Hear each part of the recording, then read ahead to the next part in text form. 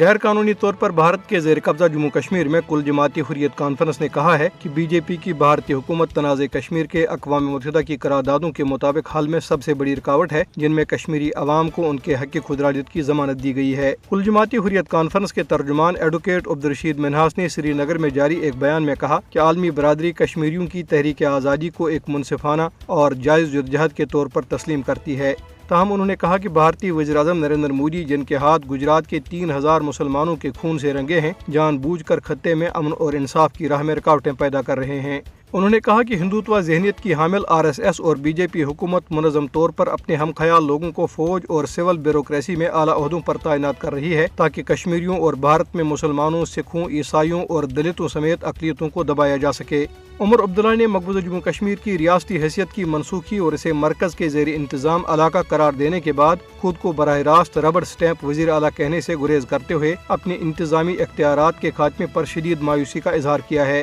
انہوں نے پلوامہ میں ایک عوامی اجتماع سے خطاب کرتے ہوئے بطور وزیر اعلیٰ اپنے سابقہ دور حکومت اور نئی دہلی کے زیر انتظام اپنے موجودہ کردار کا موازنہ کیا، جہاں اب تمام اختیارات منتخب نمائندوں کے بجائے دلی کے مسلط کردہ لیفٹیننٹ گورنر منوج سنہا کے پاس ہیں۔ انہوں نے سوال اٹھایا کہ جموں کشمیر میں ملازمتیں اور قدرتی وسائل کیوں مقامی آبادی کے لیے مخصوص نہیں ہیں۔ دریں اثنا کپواڑہ میں جسمانی طور پر معذور افراد نے اپنے دیرینہ مطالبات کو نظر انداز کرنے پر قابض حکام کے خلاف احتجاج کیا۔ انہوں نے افسوس کا اظہار کیا کہ ان سے کیے گئے وعدے پورے نہیں کیے جا رہے۔ انہوں نے معذور افراد کے حقوق سے متعلق 2016 کے قانون کے فوری نفاذ کا بھی مطالبہ کیا۔ بھارتی تحقیقاتی ادارے NIA نے ضلع پونچھ میں آزادی پسند سرگرمیوں سے متعلق ایک مقدمے میں 3 کشمیری نوجوانوں کے خلاف چارج شیٹ دائر کی ہے۔ چارج شیٹ میں عبدالعزیز، منور حسین اور نذیر حسین کے نام شامل ہیں، جن پر لوگوں کو تحریک آزادی کی حمایت کے لیے اکسانے کا الزام ہے۔ ادھر مقبوضہ جموں کشمیر میں سابق سرکاری افسران، ماہرین تعلیم اور پیشہ ور افراد پر مشتمل سول سوسائٹی کی ایک تنظیم